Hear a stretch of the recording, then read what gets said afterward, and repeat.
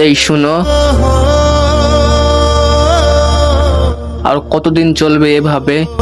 তুমি কি সত্যি আমাকে বিয়ে করবে না? শুনো, এই কুঁড়ে ঘরে জন্ম নিয়ে তোমাকে কিভাবে বিয়ে করি বলো? আমার নিজের তো কিছুই নেই। এখানে মাটির চুলায় রান্না করতে হবে, চাপকল থেকে চেপে চেপে তুলতে হবে পানি। ওগো, আমি তো কোনো রাজা নই, তাহলে কি করে তোমাকে রানীর মতো রাখবো? আবেগে পড়ে আমার হাত ধরো না, ঠকে যাবে। ডাল আর সামান্য শাকসবজি দিয়ে কি তুমি প্রতিদিন ভাত খেতে পারবে?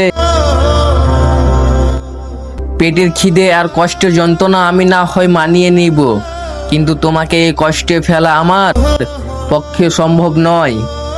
সোজা কথায় বলতে গেলে আমি হয়তো এই সমাজে একজন সাধারণ ভালো মানুষ। তোমার কোনো আবদার পূরণ করতে গিয়ে চুরি বা অন্যায় করতে পারবো না। নিঃসন্দেহে তুমি আমার জীবনের সবচেয়ে প্রিয় মানুষ, কিন্তু তোমাকে রাজপ্রাসাদে না রেখে যদি এই ভাঙা কুঁড়ে ঘরে এনে কষ্টের মধ্যে রাখি, তবে নিজেকে বড্ড অপরাধী মনে হবে। তুমি হয়তো ভালোবাসা আর কষ্টের দূর আকাশের সেই চাঁদ, যাকে আমি হাজারবার ভালোবাসলেও কাছে পাওয়ার জন্য হাত বাড়ানোর যোগ্যতা আমার নেই।